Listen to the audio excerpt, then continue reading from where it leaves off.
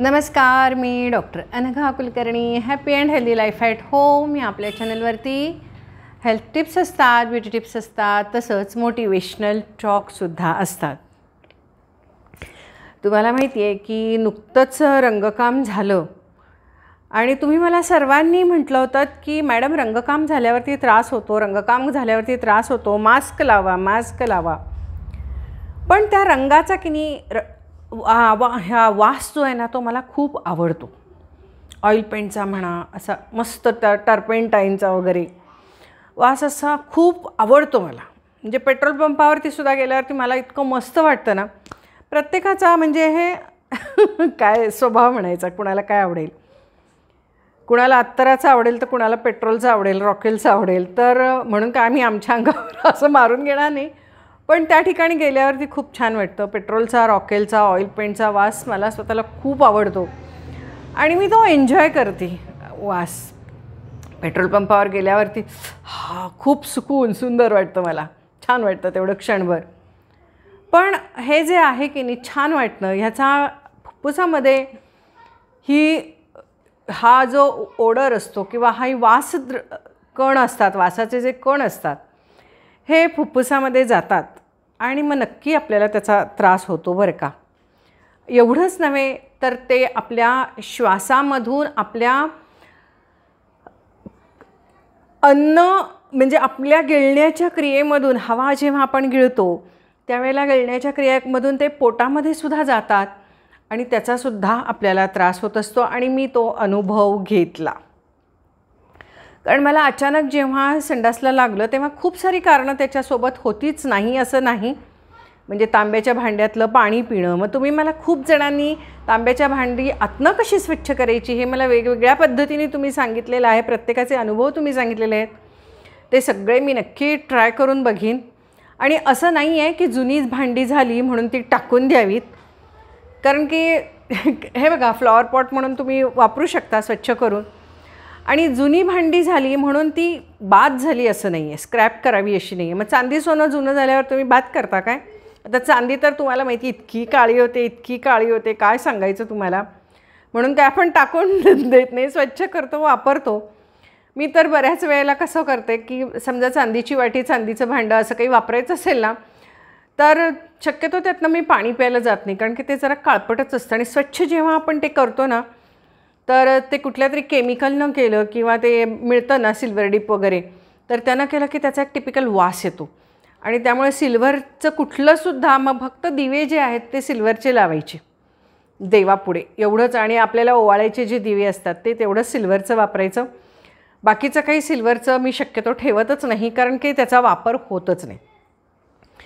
आज मी याच्यावरती काळी ओढणी घेतलेली आहे, समोर होती म्हणून मला माहीत नाही मॅचिंग होती आहे की नाही, पण मला छान वाटतं आहे की त्यामुळे माझा हा जो ड्रेस आहे ह्या ड्रेसचा रंग खुलून येतो आहे. म्हणजे या ड्रेसवरती मी सुरुवातीला खरं तर अशी व्हाईटिश किंवा ऑफ व्हाईट कलरची मी अशी ओढणी घेत होते. पण त्याच्यापेक्षा ही ओढणी मला जास्त छान वाटते, कारण की त्याच्यामधून ह्या ड्रेसचा जो लुक आहे तो खुलतो आहे असं मला वाटतं स्वतःला. आणि मला जे वाटत असते ते मी तुमच्याशी बोलत असते.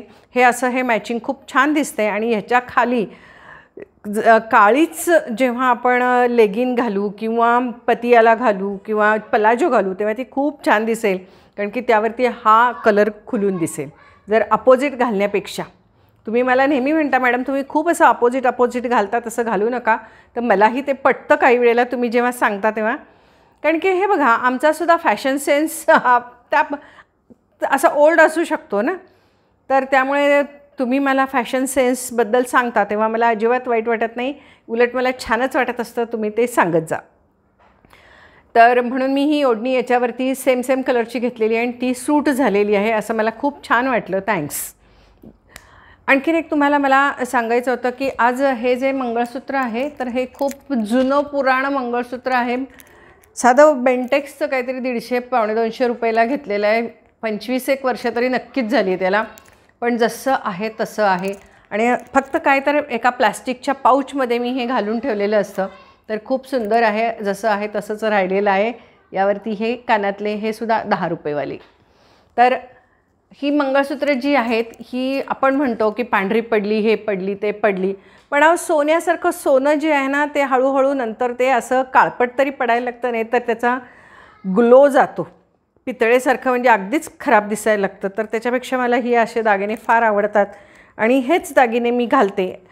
फक्त काही वेळेला कसं होतं की खूप उन्हाळा असेल तर काही जणांना त्याची रॅश येते, मला काही येत नाही. उलट मला सोनं कधी घातलं तर ते गरम पडतं हाताला किंवा इथे, पण ते सोनं घातलं नाही तरच मला बरं वाटतं, कारण सोनं घातल्यावर मला सोन्याचा त्रास होतो.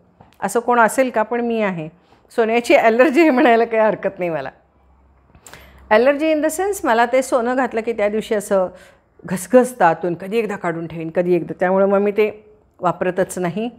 आणि मी फारसं त्यामध्ये इंटरेस्टेड पण नव्हते सोन्यामध्ये, कारण मला आवडतच नव्हतं घालायला, व्हरायटी घालायला आवडायची. तर असो, मला आज हेच तुम्हाला सांगायचं होतं. एकतर मी तांब्याच्या भांड्याबद्दलही सांगितलं तुम्हाला की तांब्याच्या भांड्यातलं पाणी पिताना फार विचार करून प्यायला पाहिजे. मी तुम्हाला आधी पण सांगितलं, त्यावरती तवंग आलेला असेल तर मला खूप जणांनी सांगितलं की कदाचित आपण जे ते पाणी जे असतं त्याच्यामध्ये किती केमिकल्स आहेत, मिक्स किती आहेत, यावरही ते अवलंबून आहे असावं कदाचित.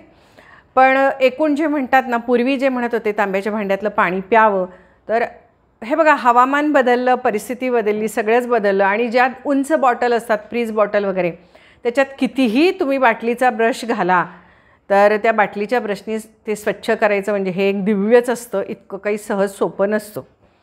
तर त्यामुळे वापरच तो आता कमी करून टाकलेला आहे. खरं तर मी त्याचा तांब्याचा एक छोटासा पीप आणला होता, का तर हे असं स्वच्छ धुता येत नाही तांब्याची भांडी म्हणून, पण तो सुद्धा काही सफल झाला नाही, माझा प्रयोग सफल झाला नाही. पण मी एखाद दिवशी इथं शेजारी टेबलवरती शो पीस म्हणून नक्की तो तांब्याचा जे पीप आहे ते नक्की ठेवीन बरं का. मला आवडेल ते तुम्हाला दाखवायला. तर आज मला ह्या गोष्टी तुमच्याशी अशा काही बोलायच्या होत्या की तुम्ही कमेंटमधनं काही मला गोष्टी विचारत असता, लिहित असता. तर आज एकांनी लिहिलेलं आहे की काकांचा स्वभाव हा हट्टी आहे किंवा स्वतःचंच खरं करतात, तर कसं काय आयुष्य तुम्ही काढलं वगैरे वगैरे. तर मला असं वाटलं की हे बघा, बऱ्याच वेळेला कसं असतं की आपलाही स्वभाव आपल्या काही कारण ह्याच्यामध्ये हट्टी असतोच. म्हणजे आपली तत्त्व किंवा आपल्याला जे बरोबर वाटतं ते आपण सोडत नाही. प्रत्येक व्यक्तीची हट्टी असते, स्वतःचं खरं करावं किंवा स्वतःला जे वाटतं तेच योग्य असं वाटत असतं, आणि त्यामुळे प्रत्येक व्यक्तीच ही हट्टी असते. पण त्या हट्टीपणाचा जर का काही तोटा होत असेल, दुष्परिणाम होत असेल, तरच आपण त्याला हट्टी म्हणू किंवा तरकटपणा म्हणू. इतर वेळेला आपण त्या व्यक्तीचा स्वभाव म्हणून सोडून देतो. पण मी तुम्हाला या ठिकाणी एक सांगेन की ह्या ज्या गोष्टी आहेत, नवरा बायकोंच्या बाबतीमध्ये म्हणा, सासू सुनेच्या बाबतीमध्ये म्हणा, नणंद भावजाई असू दे, जावा असू देत, मैत्रिणी असू देत, ही जी अशी नाती, जवळची जी नाती आहेत, यांनाच ह्या एकमेकांच्या स्वभावाचा त्रास होतो, बाकी कुणाला होत नसतो.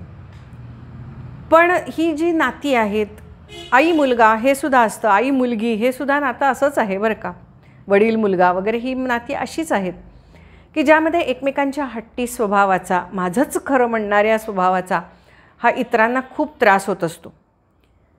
तर मला तुम्ही विचारत असता की मॅडम असं असताना कसं करायचं, आमच्याही घरात हीच परिस्थिती, आम्ही कसं करावं, तरुण मुली विचारतात.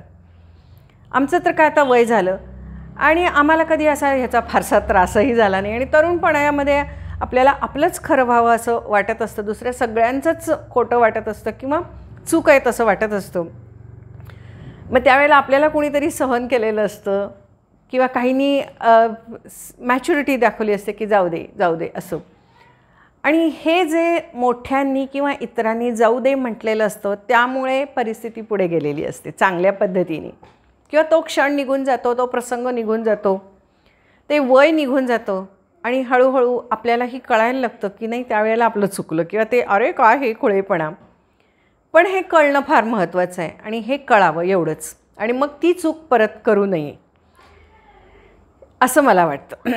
की बरोबर आहे, एखाद्या व्यक्तीचा एखादा स्वभाव असू शकतो, चुकीचा स्वभाव म्हणू शकतो आपण, हट्टी स्वभाव म्हणू शकतो, पण त्याचा जर का इतरांना त्रास होत असेल तर त्या व्यक्तीने सुद्धा ती चूक परत करू नये असं मला वाटतं. परंतु हट्टी जी व्यक्ती असते तिला कधीच कळत नाही की आपण हट्टी आहोत. तर त्या पण मी आणि ती स्वतःचंच खरं करणारी व्यक्ती असते. तर हे सगळ्या नात्यांच्या बाबतीमध्ये असतं. मग अशा वेळेला मी तुम्हाला सांगेन की तुम्ही म्हणता की मॅडम काय केलं पाहिजे, कसं करायचं, समोरच्यातला कसं बदलायचं, कसं सांगायचं की समोरच्याचा त्रास होतो वगैरे वगैरे. मी मगाशच्या सगळ्या नात्यांमध्ये सांगितलं की ही नाती जवळची आहेत म्हणून आपल्याला केअर आपल्याला असते किंवा काळजी असते. आणि काळजीपोटी आपण म्हणत असतो की नाही समोरच्या व्यक्तीने बदललं पाहिजे, समोरच्या व्यक्तीने बदललं पाहिजे. पण एक तुम्हाला सांगू का, समोरच्या व्यक्तीला बदलायचं आपल्या हातात नाही आणि समोरच्या व्यक्तीला आपण बदलूही शकत नाही. साधा 3 वर्षापर्यंत लहान मुलांना आपण सांगू शकतो किंवा ती आपल्या ऐकण्याच्या स्थितीत असतात. पण जसं जसं हळूहळू 4 वर्ष 5 वर्ष होतात, 4थ्या वर्षी तर मुलं मुली असू देत चवताळतातच. तर म्हणजे साधारणतः 4-5 वर्षानंतर मुलं मुली आपलं ऐकत नाहीत. त्यांना काही फारसं कळत नसतं, पण त्यांना असं वाटत असतं की जे सगळं आहे आजूबाजूचं ते आपल्याला कळतं. आणि जशी जशी मुलं नंतर मोठी व्हायला लागतात, पौगंडावस्थेमध्ये यायला लागतात, टीनेजमध्ये यायला लागतात, त्यावेळेला त्यांना असं वाटत असतं की आपल्याला सगळं कळतं आणि समोरच्याला काहीच कळत नाही, सगळे मूर्ख आहेत समोरचे.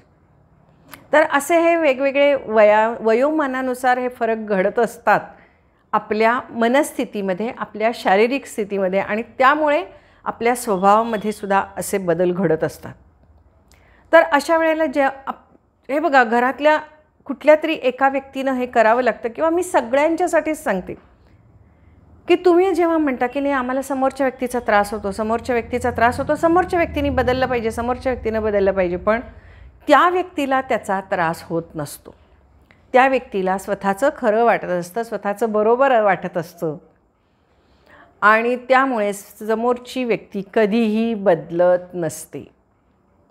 आता ह्या एजमध्ये आल्यानंतर आम्ही जेव्हा आजूबाजूला सगळीकडे बघतो आणि काही वेळेला आतताईपणे काही चुकीचे निर्णयही घेतले जातात आणि काही वेळेला सहन केले जातात गोष्टी. पण जेव्हा एखादी नात्यामध्ये गोष्ट सहन करून नाती जेव्हा पुढे नेली जातात तेव्हा नक्कीच मी तुम्हाला सांगेन की त्यावेळचा जो वर्तमान काळ असतो ना, तो अत्यंत सहनशीलतेचा असतो, परीक्षेचा असतो, सत्वपरीक्षेचा असतो. आणि मी असंही म्हणणार नाही की त्याच्यानंतर येणारा काळ हा खूप चांगला असतो किंवा खूप चांगला नसतो. पण आपण ती गोष्ट तशीच स्वीकारल्यामुळे आपल्याला हळूहळू त्या गोष्टीचा त्रास होणं कमी होतं. म्हणजे समोरच्या व्यक्तीच्या स्वभावाचा त्रास होणं आपल्याला कमी होतं. म्हणजे समोरच्या व्यक्तीला ॲक्सेप्ट करायचं. तर तुम्ही म्हणाल समोरची व्यक्ती चूक वागते, मग आपण कसं ॲक्सेप्ट करायचं? तिनं बदलायला नको का? अहो, तिनं बदलायला पाहिजे तर हा विचार त्या व्यक्तीनं करायला पाहिजे. तुम्ही काय करू शकता? तुम्ही फक्त आक्रस्ताळेपणा करू शकता, तुम्ही आकांड तांडव करू शकता, तुम्ही भांडू शकता, तुम्ही रडू शकता, तुम्ही सांगू शकता, पण समोरच्या व्यक्तीला बदलायचंच नसेल किंवा त्या व्यक्तीला आपली चूकच वाटत नसेल तर ती व्यक्ती स्वतःला का बदलेल आणि कशी बदलेल? मग अशा वेळेला आपण त्या व्यक्तीला त्रास होत नाही आहे ना त्या वागण्याचा. तर मग अशा वेळेला आपणच बदललं पाहिजे, स्वतःला बदललं पाहिजे. एकतर ज्या गोष्टी आहेत तशा ॲक्सेप्ट केल्या पाहिजेत किंवा त्या गोष्टींना ओलांडून जायची तुमच्यात ताकद पाहिजे, त्या गोष्टींना दुर्लक्ष करायची तुमच्यात ताकद पाहिजे किंवा त्या गोष्टींना टाळायची, तुमच्या आयुष्यातनं टाळायची सुद्धा तुमच्यात ताकद पाहिजे. पण मला एकच म्हणायचं की आपल्याला लक्षात एकच येत असतं की आपल्याला असं वाटत असतं की ही एक गोष्ट चुकीची आहे आणि त्या एका चुकीमुळे संपूर्ण त्या व्यक्तीवरती ते पांघरून घातलं जातं चुकीचं. कारण की चूक म्हणजे ही निगेटिव्हिटी आहे आणि त्या निगेटिव्ह ऑरा त्या व्यक्तीभोवती पसरायला लागतो किंवा नकारात्मक ऊर्जा त्या व्यक्तीभोवती पसरायला लागते आणि आपल्या मनामध्ये त्या व्यक्तीबद्दल सर्व नकारात्मकच विचार यायला लागतात आणि नकारात्मक गोष्टीच आपल्याकडे आकर्षित व्हायला लागतात. म्हणजे आपल्याला त्या व्यक्तीचं काहीच चांगलं दिसत नाही, काहीच चांगलं वाटत नाही. पण सगळ्या व्यक्तींच्यामध्ये काहीतरी चांगलं असतं, काही वाईट असतं. पण एक चूक 99 बरोबर गोष्टींवरती झाकोळून टाकते किंवा धुवून टाकते सगळ्या 99 गोष्टी, हेच खरं आहे. तर त्यामुळे मी तुम्हाला म्हणेन की जेव्हा असं काही असतं, समोरच्या व्यक्तीचा स्वभाव, समोरच्या व्यक्तीचं वागणं आपल्याला जेव्हा आवडत नाही, त्यावेळेला आपण त्या व्यक्तीच्या बाबतीमध्ये स्वतःला बदललं पाहिजे. तुम्हीच विचार करायचं सोडा त्या व्यक्तीबद्दल. आणि त्या व्यक्तीला बऱ्याच वेळेला एक साधी गोष्ट लक्षात ठेवा, की आपल्या जर का आपण रस्त्याने चाललेलो आहोत आणि रस्त्यात एखादा खड्डा आहे, तर आपण त्या खड्ड्यात पाय घालून पुढे जातो का? नाही ना, साईडनं निघून जातो. खड्डा आहे त्या ठिकाणीच राहतो. साधी गोष्ट आहे. तर तसंच मला तुम्हाला सांगायचं आहे की साईडनं निघून जा, दुर्लक्ष करा आणि पुढचं आयुष्य आपलं चालू राहू द्या. रोजचा दैनंदिन तुमचा जो काही व्यवहार आहे किंवा दैनंदिन जगणं आहे ते तुमचं चालू राहू द्या. विचार करू नका त्या खड्ड्याचा, असं मला तरी वाटतं. आणि असं केल्यामुळे तुमचं आयुष्य सुकर होणार आहे आणि सुखकर होणार आहे. नाहीतर तुम्ही सारखा त्या खड्ड्याचाच विचार करत बसलात की तो खड्डा कसा मोजवू आणि इथूनच कसा मी रस्ता चालू करू चांगला, तर कदाचित हे शक्य नसेल. कदाचित हे शक्य नाही. म्हणून आपण खड्ड्याला ओलांडून किंवा खड्ड्याच्या साईडनं पुढून निघून जाणं, हे त्यातलं शहाणपणाचं हा तो मार्ग आहे.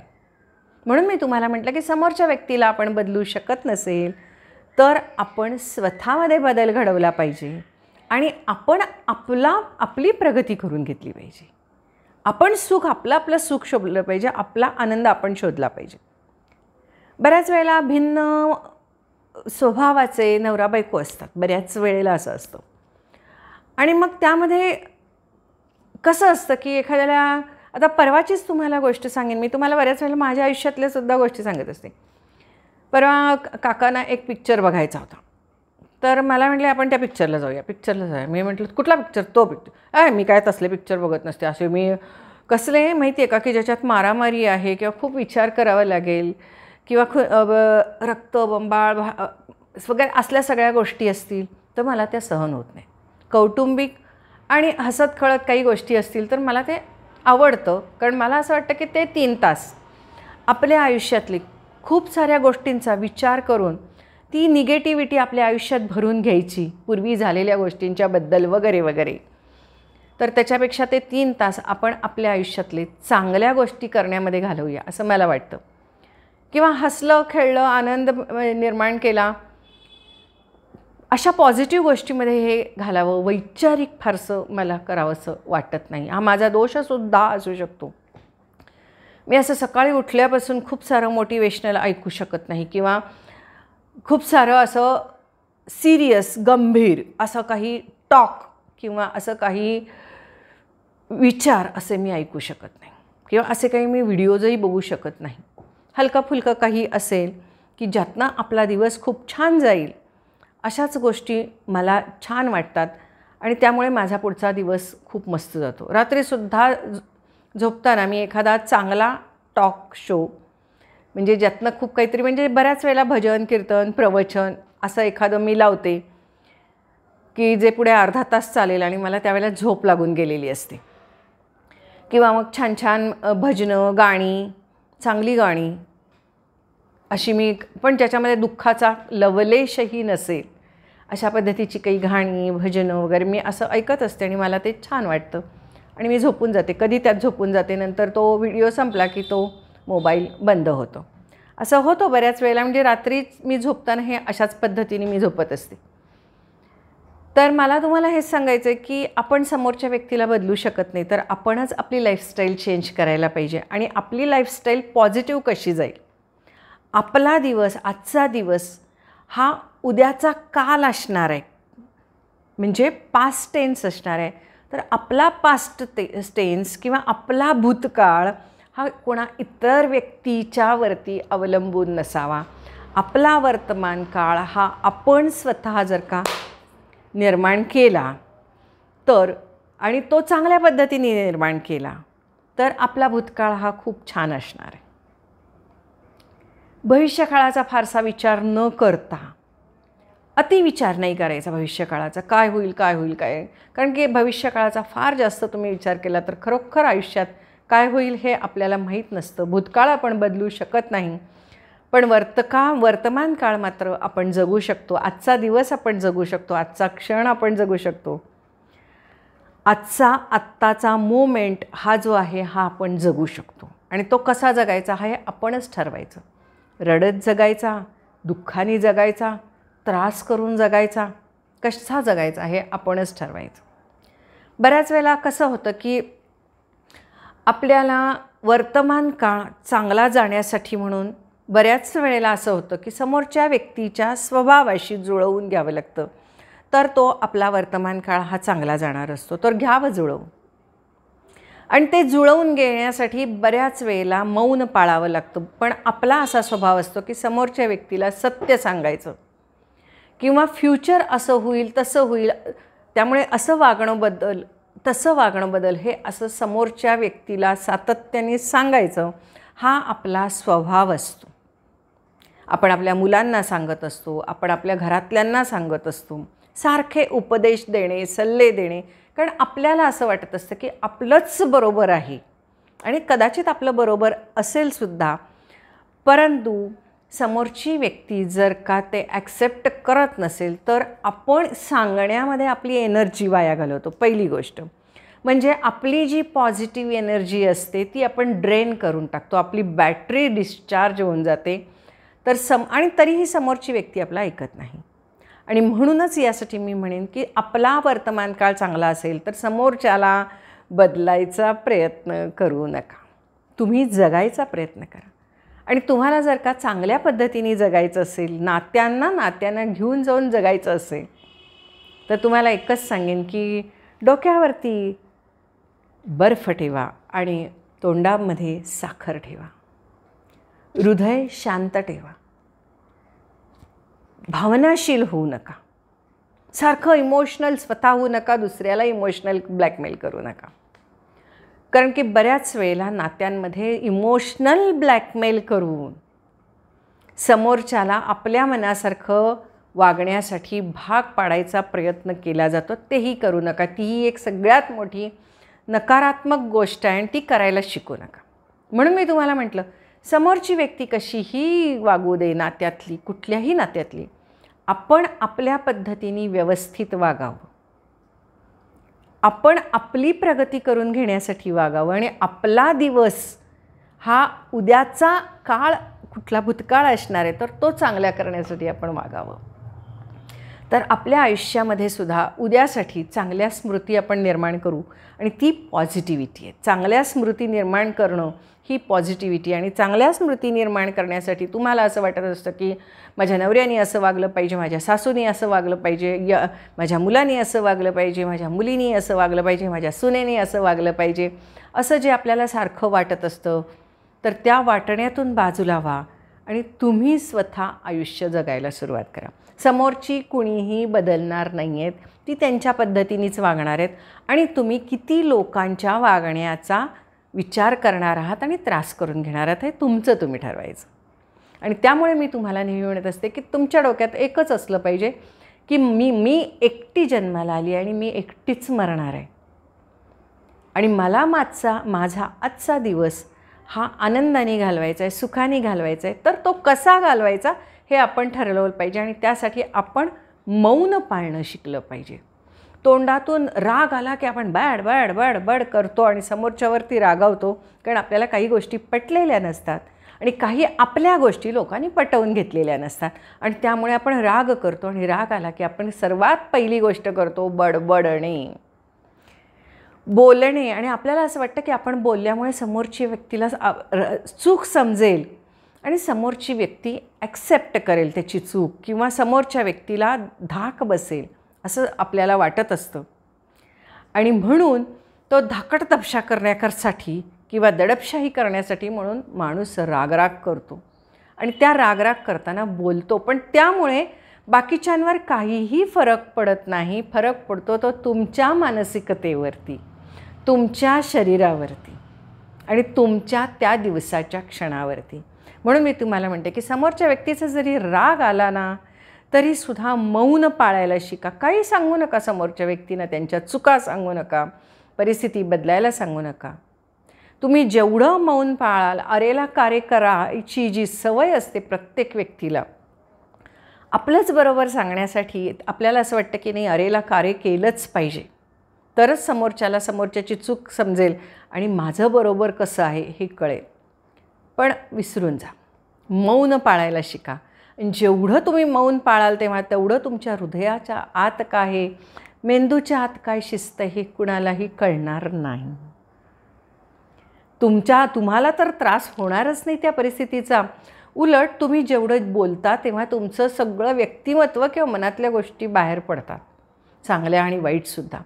सगळ्या ही सवय सोडून द्या. म्हणून मी नेहमी म्हणत असते की राग आल्यावरती बडबडू नका, जेवढं शांत राहता येईल तेवढं आपण नाही, बऱ्याच वेळेला बायका बघतो ना आपण कसं करतात, खूप राग आला की भांडी आपटतात किंवा भराभरा भराभरा कामं करतात, इकडनं तिकडं जातील न बोलता, तिकडनं इकडं जातील न बोलता.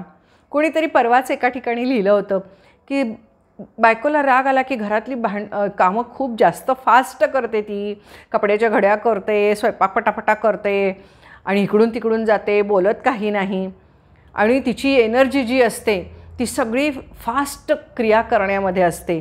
त्यामुळे म्हणजे बायको रागावलेली असताना तिच्या घरातल्या सगळ्या गोष्टी ह्या खूप फास्ट होतात क्रिया, असं त्या एका ग्रुपवरती लिहिलेलं होतं आणि मला ते फार बरोबर वाटलं. आपण सगळ्या गोष्टी फास्ट फाट फाट फाट फाट फाट फाट करतो तर राग आलेल्या वेळी, आणि तेच योग्य आहे असं मला वाटतं. तोंडाने बडबडण्यापेक्षा क्रिया करा, काहीतरी करत राहा, तुमचं मन त्यामध्ये रमवत राहा कामामध्ये. बऱ्याच वेळेला कपडे पडलेले असतात, पडदे बदलायचे असतात, बऱ्याच छोट्या छोट्या गोष्टी असतात, त्या गोष्टी करा, स्वच्छतेच्या गोष्टी करा. जेव्हा राग येईल ना तेव्हा अशा सर्व गोष्टी करा. घरातनं बाहेर पडा, हिंडून या, फिरून या, आपली कामं करून या, ग्रोसरी काही तुम्हाला किराणा माल आणायचं असेल तर ते घेऊन या, एखाद्या देवळात जाऊन फिरून या. वातावरण बदल झाला की तुमचा स्वतःचा राग शांत होतो. म्हणून मी तुम्हाला म्हटलं की तुमचा राग शांत, परिस्थिती सगळी तीच असते पण तुमचा राग शांत होतो आणि तुम्हाला छान वाटायला लागतं आणि तुम्हाला ते परिस्थिती काही का असे ना तुमचा दिवस चांगला जातो. तर मी तुम्हाला नेहमी म्हणते की किती राग येऊ दे, परिस्थिती कितीही प्रतिकूल असू दे, संकट येऊ दे, दुःख येऊ देत, मौन पाळा, मौन पाळा. तोंडातनं शब्दच बाहेर काढू नका, चांगले किंवा वाईट काहीच काढू नका. बऱ्याच वेळेला तुम्ही राग आलेला आहे आणि चांगलं बोलायला लागला तरी समोरच्या व्यक्तीला त्याबद्दल त्याची किंमत नसते. त्यामुळे काहीच बोलू नका, मौन पाळा. फक्त घरातली आपली जी काही कामं असतात, दैनंदिन कामं असतात, ऑफिसमधली जी काही कामं असतात ती दैनंदिन कामं करा. जेवढं तुम्ही मौन पाळाल तेवढं त्यावेळच्या प्रसंगावरती मात करण्यामध्ये तुम्ही यशस्वी होता आणि पॉझिटिव्हली यशस्वी होता. सकारात्मकरित्या तुम्ही त्या परिस्थितीवरती मात करता आणि तो जो प्रसंग असतो तो लवकर संपतो. वाईट प्रसंग लवकर संपतो, भांडणं लवकर आटोक्यात येतात. भांडणाचे वाईट प्रतिसाद पुढे फार काळपर्यंत राहत नाही, दुष्परिणाम फार काळपर्यंत राहत नाही. म्हणून मी नेहमी म्हणते की जरी तुम्हाला राग आलेला असेल, मनाविरुद्ध गोष्टी होत असतील, कुणाला काही सल्ला द्यायला जाऊ नका, काही सांगायला जाऊ नका, फक्त मौन पाळा आणि स्वतःच्या कामामध्ये गर्क राहा, मग्न राहा. जेवढे तुम्ही स्वतःच्या कामात मग्न राहाल, गर्क राहाल, तेवढं तुमचं मन फ्रेश राहील आणि त्या प्रसंगापासून दूर पळेल. तो प्रसंग आहे तिथेच राहील, त्या प्रसंगापासून दूर पळेल. आणि म्हणून मी तुम्हाला म्हणते की त्या प्रसंगाला दूर ढकलण्यापेक्षा तुम्ही त्या प्रसंगापासून दूर जा, हे तुमच्या हातात आहे. प्रसंग बदलणं, परिस्थिती बदलणं हे आपल्या हातात नसतं, कुणाची मनस्थिती बदलणं आपल्या हातात नसतं, कुणाचा स्वभाव बदलणं आपल्या हातात नसतं. हा विषय कुठून आला आणि कुठपर्यंत आला हे तुमच्या लक्षात आलं नसेल तर पुन्हा एकदा व्हिडिओ बघा. हा मला कोणीतरी एक प्रश्न विचारला होता आणि त्यावरून हा एवढा सगळा व्हिडिओचा प्रपंच झाला.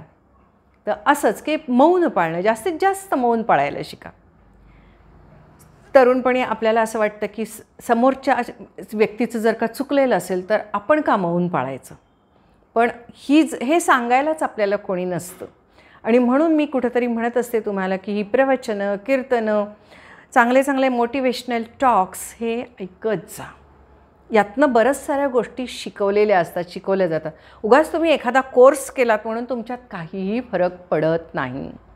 कुठला तरी जाऊन एखादा कोर्स जाऊन करून यायचा व्यक्तिमत्व विकासाचा असू दे किंवा तो कुठला तरी इतर सगळे वेगवेगळे कोर्सेस असतात तुम्हाला मन शांत होण्यासाठी म्हणून किंवा तुमचा स्वभाव बदलण्यासाठी, परिस्थितीवर मात कशी करावी यासाठी वगैरे वगैरे कोर्सेस करून कुणालाही फरक पडत नाही.